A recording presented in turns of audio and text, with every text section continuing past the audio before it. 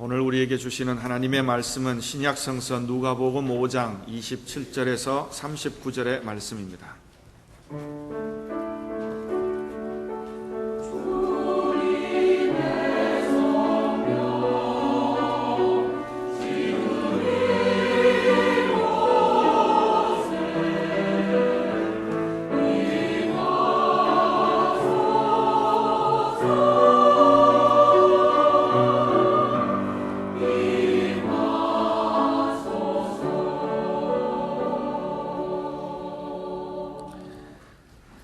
그 후에 예수께서 나가사 레위라 하는 세리가 세관에 앉아 있는 걸 보시고 나를 따르라 하시니 그가 모든 것을 버리고 일어나 따르니라. 레위가 예수를 위하여 자기 집에서 큰 잔치를 하니 세리와 다른 사람이 많이 함께 앉아 있는지라. 바리새인과 그들의 서기관들이 그 제자들을 비방하여 이르되 너희가 어찌하여 세리와 죄인과 함께 먹고 마시느냐. 예수께서 대답하여 이르시되 건강한 자에게는 의사가 쓸데없고 병든 자에게라야 쓸데있나니 내가 의인을 부르러 온 것이 아니요 죄인을 불러 회개시키러 왔노라. 그들이 예수께 말하되 요한의 제자는 자주 금식하며 기도하고 바리새인의 제자들도 또한 그리하되 당신의 제자들은 먹고 마시나이다. 예수께서 그들에게 이르시되 혼인집 손님들이 신랑과 함께 있을 때에 너희가 그 손님으로 금식하게 할 수 있느냐. 그러나 그날에 이르러 그들이 신랑을 빼앗기리니 그날에는 금식할 것이니라. 또 비유하여 이르시되 새 옷에서 한 조각을 찢어 낡은 옷에 붙이는 자가 없나니 만일 그렇게 하면 새 옷을 찢을 뿐이요 또 새 옷에서 찢은 조각이 낡은 것에 어울리지 아니하리라. 새 포도주를 낡은 가죽 부대에 넣는 자가 없나니 만일 그렇게 하면 새 포도주가 부대를 터뜨려 포도주가 쏟아지고 부대도 못 쓰게 되리라. 새 포도주는 새 부대에 넣어야 할 것이니라. 묵은 포도주를 마시고 새 것을 원하는 자가 없나니 이는 묵은 것이 좋다 함이니라. 아멘. 우리가 익히 알다시피 예수님이 말씀하실 때는 비유를 즐겨 사용하셨습니다. 예수님이 사용하신 비유에는 여러 가지 종류가 있습니다. 하나님의 나라를 가리키는 천국은 이와 같다 하는 비유가 있는가 하면 우리가 예수님께 나아가는 방법을 가르치기도 하고 또 주님을 영접하고 믿음을 가지는 우리들의 자세를 비유하는 것도 있습니다. 종말과 심판을 대비하게 하는 그런 비유도 있습니다. 이처럼 비유에는 여러 가지 성격이 있습니다. 그런데 그렇게 다양한 성격의 비유 중에서도 가장 귀한 비유는 무엇보다도 예수님 자신을 가리키는 비유입니다. 우리에게 있어서 뭐니 해도 예수님을 밝히 알고자 하는 그것이 가장 중요한 일입니다. 그 때문에 모든 귀한 말씀 중에서도 예수님 자신을 비유하신 그 말씀은 어느 비유보다도 우리에게 소중한 말씀이 되는 것입니다.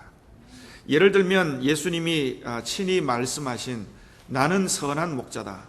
내가 길이요 진리요 생명이다. 나는 빛이다. 이런 비유의 말씀들은 모두가 다 예수님 자신을 가리키는 비유의 말씀들입니다. 한 가지 특별한 예를 든다면 예수님이 자신이 고난당하고 죽음당할 것을 말씀하실 때 그저 내가 고난당한다 그렇게 말하지 않고 인자가 고난을 당한다 말씀하셨습니다. 참 특별한 용어입니다. 우리가 보면 복음서에는 이 인자라는 단어가 많이 나옵니다. 인자라는 말은 사람의 아들이라는 뜻입니다. 그런데 유독 예수님은 자신을 가르쳐 말할 때 이 인자라는 단어를 사용했습니다. 옛날 조선시대의 왕과 같은 사람이 자기 자신을 가르쳐서 부를 때 짐이라든가 과인이라고 하는 자칭어를 사용한 적이 있습니다. 그러나 예수님이 사용하신 인자라는 말은 단순한 자칭어가 아니라 아주 깊은 의미가 담겨 있습니다. 이 인자라는 말은 하나님의 아들이신 예수님이 이 땅에 오실 때 하나님의 모습 그대로 오신 게 아니라 사람의 모습을 입고 오셔서 사람의 아들로 태어나셔서 사람으로 고난을 당하셨다는 것을 표현하는 말입니다. 빌립보서 2장 6절의 말씀처럼 예수님은 하나님과 한 분이신데 하나님과 동등하게 되지 않으시고 우리를 구원하시려고 이 땅에 우리 사람과 같은 모습으로 오셨다는 이야기입니다. 우리와 똑같은 사람의 모습으로 오셔서 자신을 희생하시면서 우리를 구원해 주신 것입니다. 그래서 예수님의 모습을 대변하는 말이 사람의 아들 인자의 의미입니다. 그래서 예수님은 인자라는 말을 스스로 즐겨 사용하셨습니다. 이제 오늘 본문에서는 예수님이 스스로를 의사와 신랑이라는 두 가지 비유로 자신을 비유하시는 것을 보게 됩니다. 이처럼 예수님이 하시는 말씀의 대부분이 비유로 연결되어 있는 것을 본다면 이런 비유를 모르고서는 예수님의 말씀의 의미를 잘 알 수가 없을 때가 많습니다. 특별히 오늘 본문의 말씀의 비유는 예수님의 사역이 어떤 것인가, 무슨 일을 하시는 분인가, 이걸 우리에게 잘 알려주는 중요한 말씀입니다. 오늘부터 몇 주에 걸쳐서 이 말씀을, 오늘 본문의 말씀을 드리려고 하는데 오늘은 설교가 좀 딱딱한 면이 있더라도 잘 들으시기를 간절히 바랍니다. 지금 예수님은 당시 세례로 일하던 레위를 제자로 부르셨습니다. 이 레위는 마태복음의 저자인 마태라는 이름으로 잘 알려져 있는 사람입니다. 그가 예수님의 부름을 받고 제자가 되었는데 그래서 지금 예수님을 위해서 자기 집에서 잔치를 하는 중입니다. 아마도 많은 사람들이 참석했고 여기서 이렇게 바리새인들이 보고 왜 세리와 죄인들과 함께 음식을 먹느냐 하는 비난의 질문을 한 것입니다. 이것이 첫 번째 질문입니다. 그리고 또 한 가지는 예수님의 제자들은 금식을 하지 않는다는 의문을 제기한 것입니다. 이 두 가지 의문에 대해서 의사와 환자의 비유로 또 결혼식의 신랑의 비유로 예수님은 자기를 계시하셨습니다. 왜 이렇게 예수님이 자신을 의사로 신랑으로 비유하셨을까? 이것을 우리가 잘 생각해야 합니다. 우선 바리새인들의 입장에서 보면 이 바리새인들이 사실은 예수님의 교훈에 대해서 비범하게 생각하고 매력도 느낀 것이 사실입니다. 그래서 요한복음에는 니고데모 같은 사람이 밤중에 예수님을 혼자 찾아오기까지 했습니다. 이 예수님이 메시아인 것까지는 생각하지 못했지만 예수님은 어디를 봐도 틀림없이 하나님의 선지자이고 훌륭한 랍비, 훌륭한 선생님인 것이 분명한 듯이 보입니다. 그렇지만 이 바리새인들이 예수님을 전적으로 존경하고 이렇게 존경할 마음이 내키지 않는 이유가 있습니다. 그게 뭐냐 하면 예수님을 먼저 따르는 저 제자들을 보니까 그 꼬락서니가 마음에 들지를 않습니다. 갈릴리의 어부에다가 세리에다가 이 전부 다 이런 사람들이니까 이게 바로 문제라는 겁니다. 그런데 불행하게도 요즘도 이런 일이 있습니다. 예수를 믿고는 싶은데 교회 다니는 소위 저 교인들이라는 것을 보니까 교회에 못 나가겠다 하는 부류들도 있다는 얘기입니다. 이 바리새인들의 생각이 바로 그렇습니다. 예수님만 봐서는 꼭 그분을 존경하고 따르고 싶은 마음도 있는데 이 제자들이 갈릴리 못 배운 어부들이고 죄인 취급받는 세리들인데 이 사람들이 너절하게 옷을 입고 그저 기분 좋다고 예수님 주위를 차지하고 있는 거, 이거 바리새인들, 서기관들 이런 사람들 입장에 보면 이거 참 꼴불견이라는 말입니다.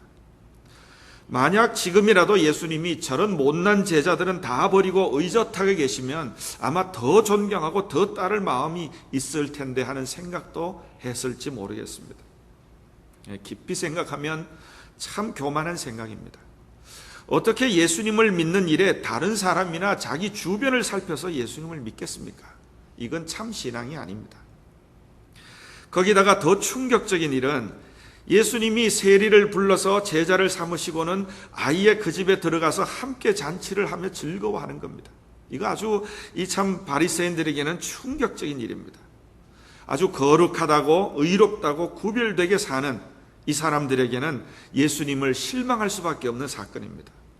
제자들이야 그렇다 손치더라도 어떻게 예수님 같은 선생이 저렇게 할 수 있느냐 하는 생각 때문에 지금 비난 섞인 질문을 제자들에게 한 겁니다. 예수님에게 하지 않고 제자들에게 한 겁니다.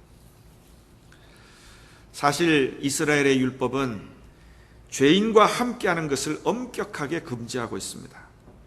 우리나라 말에도 근묵자흑이라는 말이 있듯이 죄인과 함께 다니면 나도 죄에 노출될 수 있고 죄에 대해서 감각이 무뎌질 수도 있기 때문입니다. 그래서 죄인들과는 먹지도 말고 그 집에 들어가지도 말고 심지어는 그 사람들이 파는 물건도 사지를 말도록 율법이 엄격하게 금지합니다. 이 현대의 우리 사람들에게, 특별히 그리스도인들에게도 가장 무서운 죄가 되는 것은 어떤 죄를 짓고 안 짓고의 그 문제보다도 죄에 대해서 감각이 둔해진다는 게 큰 문제입니다. 이 사회적인 이 사회의 현실이 어떻다느니, 이 세상의 문화가 어떻다느니 핑계를 하다 보니까 자기가 무슨 일을 하는지 무섭도록 죄에 대한 불감증이, 이게 더 큰 문제가 되어 있다는 얘기입니다. 이스라엘의 율법은 바로 이런 죄에 대한 불감증, 전염성, 이런 것에 물들지 아니하도록 하는 좋은 의도가 있었던 건 사실입니다. 그래서 잠언 13장 20절에는 지혜로운 자와 동행하면 지혜를 얻고 미련한 자와 사귀면 해를 받느니라, 그렇게까지 교훈하는 말씀이 있습니다. 그런데 오히려 문제는 이렇게 엄격하게 이 죄인들과 관계를 끊고 보니까 이제는 점점 자기 자신이 더 의롭다고 여기는 교만이 생기는 게 문제입니다. 나는 저 사람들하고 다르다, 저렇게 저 사람들하고는 어울리지 않는다 하고 하는 것이 의로운 것이 되는 겁니다. 그래서 대표적인 예가 누가복음 18장의 바리새인의 기도처럼, 나는 다른 사람들, 곧 토색하고 불의하고 간음하는 자들과 같지 아니하고 저 세리와도 같지 아니함을 감사하나이다, 그렇게까지 기도하는 사람들이 있는 겁니다. 나는 저런 사람과는 같지 않다. 이처럼 자기 자신을 특별한 사람으로, 자기가 아주 다르다는 걸 의로 여기는 것이 여러분 실제로는 죄를 범하는 것입니다. 다른 사람을 멸시하고 자기를 높이는 교만이 되기 때문입니다. 야고보서 2장 13절에 이렇게 말씀합니다. 긍휼을 행하지 아니하는 자에게는 긍휼 없는 심판이 있으리라. 긍휼은 심판을 이기고 자랑하느니라. 이 말씀을 우리가 잘 생각해야 합니다.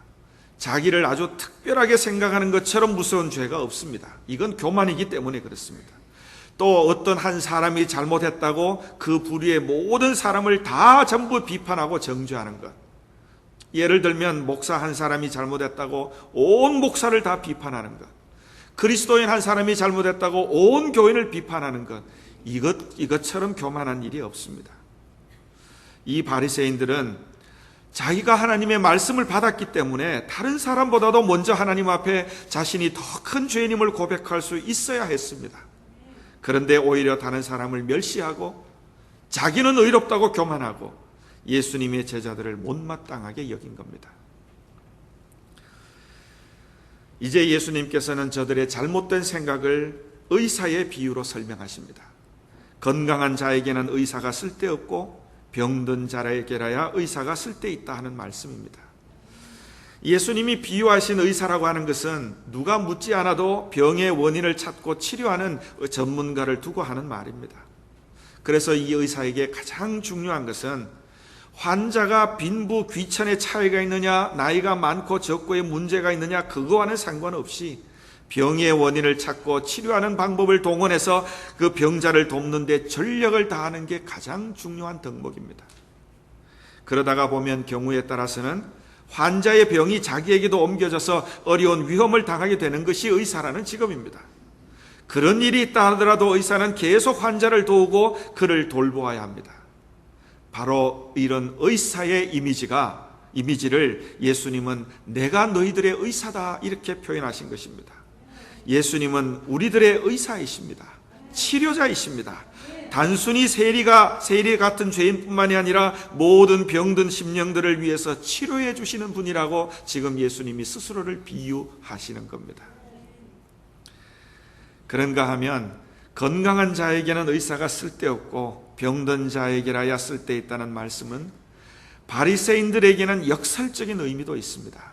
이게 중요합니다. 당연히 병든 사람은 죄인이라고 취급당하는 바로 그 사람들을 가리킬 수 있습니다. 하지만 또 그 이면적으로는 지금 이 바리새인들은 자기들이 병들었음에도 그 사실을 모르는 사람들이라는 겁니다. 이들은 스스로를 의롭다고 생각하는 교만한 사람들이기 때문입니다. 성도 여러분, 교만한 사람은 절대로 하나님의 은혜의 자리에 나가지 못합니다. 은혜의 자리에 나가지 못하면 치료받을 수 없습니다. 그러니 예수님은 그들에게 좋은 치료자가 되는 기회를 놓친 것입니다.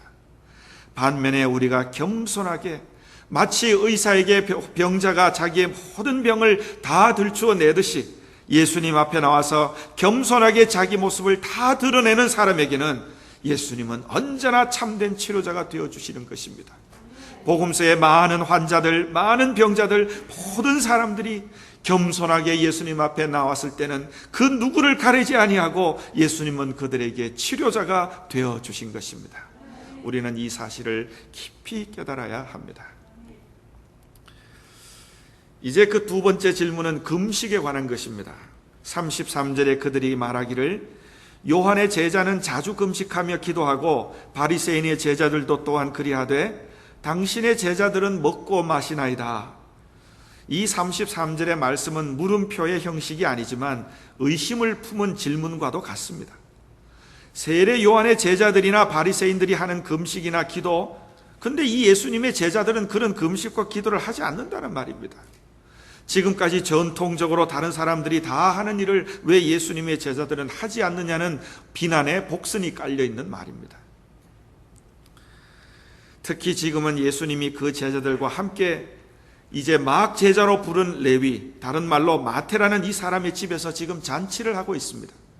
29절에 큰 잔치라고 하는 걸 보면 우리가 눈에 보이지 않아도 많은 사람을 초대해서 먹고 마시고 즐거운 시간을 가지고 있을 겁니다. 그러니 더더욱 왜 금식하지 않느냐고 물을 만도 합니다. 여러분, 이 잔치에는 두 가지의 뜻이 있습니다. 하나는 이 레위가 이제 세리의 직분을 끝내고 예수님의 제자로 살아가야 되기 때문에 다른 많은 사람들 앞에서 세리로서는 송별회를 하는 것입니다. 또 예수님의 제자들 입장에서 보면 새로 제자가 되는 레위를 환영하는 환영회가 되는 것입니다. 이 잔치에 송별회와 환영회의 의미가 함께 있습니다. 여러분, 이거 중요합니다. 우리가 예수를 믿고 사는 것도 마찬가지입니다. 우리가 예수를 믿고 믿음 다음부터 예수님과 함께 산다고 하는 것은 이와 같이 예수 믿기 전의 일에 대해서는 끝을 내는 순간이 있어야 합니다. 그리고 예수님과 함께 사는 일을 기뻐해야 합니다. 환영해야 합니다. 이것이 마치 결혼식의 신랑과 신부가 기뻐하는 것과 같은 모습으로 예수님이 지금 비유하고 있으신 것입니다. 성경에는 예수님을 신랑으로 그리고 교회와 성도를 신부로 비유한 곳이 많습니다. 우리가 대표적인 예를 들어보면 마태복음 25장에는 등불을 들고 신랑을 기다리는 열처녀의 비유가 아주 대표적인 비유가 됩니다. 그런가 하면 요한계시록 21장 2절에 보면 나중에 종말에 예루살렘 성이 있는데 그 성의 거룩한 모습이 마치 신부가 남편을 위해서 단장한 것 같았다고 말씀하고 있습니다. 신랑에게 가장 중요한 것은 신부고 신부에게 가장 중요한 것은 신랑입니다. 예수님께서 하시는 말씀이 나는 너희에게 있어서 신랑이라고 하는 것입니다. 다시 말하면 우리를 구원하시기 위해서 이 땅에 오신 분은 예수님인데 예수님을 믿고 맞이하는 모든 성도들은 신부와 같이 우리 모두가 다 주님과 함께 더불어 같이 살아가는 결혼식의 어떤 의미를 지금 보여주고 계시는 겁니다. 신랑 되신 예수님이 모든 의미의 중심이요 내 삶의 가치가 바뀌는 기준이요 내 삶의 행복의 원인이 되시는 것입니다. 그렇기 때문에 마치 신부가 신랑을 맞이하여 즐겁게 잔치하는 것과 같이 지금 예수님은 신랑 신부로서 이렇게 아름다운 잔치를 하는 것과 같이 우리에게 보여주고 계십니다. 예수님이 우리를 구원하시기 위해서 이 땅에 오신 것이 이처럼 결혼식과 같은 그런 의미로 비유를 해 주신 것입니다. 여러분, 예수를 믿는다는 게 무엇이겠습니까? 어쩌면 다른 질문으로 예수님을 잘 믿는다 하는 것이 무슨 뜻이겠습니까? 예수를 잘 믿는다 하는 것은 예수님 때문에 행복한 것이 예수님을 잘 믿는 것입니다. 예수님 때문에 내가 행복하고 마치 결혼식의 신부와 신랑처럼 내가 예수님과 함께 산다는 그게 행복한 겁니다. 그래야 내가 예수를 잘 믿는 겁니다. 여기에는 두 가지의 행복이 있습니다. 첫째는 예수님이 함께 계시니 그것으로 인해서 행복한 것입니다. 물론 내 삶에는 많은 고난과 역경이 있을 수 있습니다. 어려운 일, 내 마음에 혼란을 주는 일, 참으로 억울한 일이 있을 수 있지만은 그 모든 고난과 역경도 예수님이 나와 함께 하심으로써 다 이길 수 있다. 하나님이 나를 위로해 주신다. 그래서 행복한 것입니다. 반대로 내가 예수를 믿는다고 하면서도 매일매일 내 삶에는 불평불만밖에 없고 교회들 와도 불평이요, 밖에 나가도 불평이요, 세상을 향해서 비판과 비난만 있다면 내가 진짜로 부활하신 예수를 믿는지 우리가 다시 생각해야 합니다. 예수를 믿는다는 것은 예수님이 나와 함께 계시기 때문에 내가 기뻐하는 것입니다. 이것이 예수를 믿는 것입니다. 두 번째는 죄인이 회개하고 돌아오는 것을 보면서 기뻐하는 것입니다. 한 영혼이 예수 믿는 걸 보면 행복해야 합니다. 여러분, 한 심령이 회개하고 돌아오는 것, 이게 얼마나 중요한 일이겠습니까? 한 심령이 하나님 앞으로 돌아올 때면 하늘에서 잔치가 벌어진다고 예수님이 말씀하셨습니다.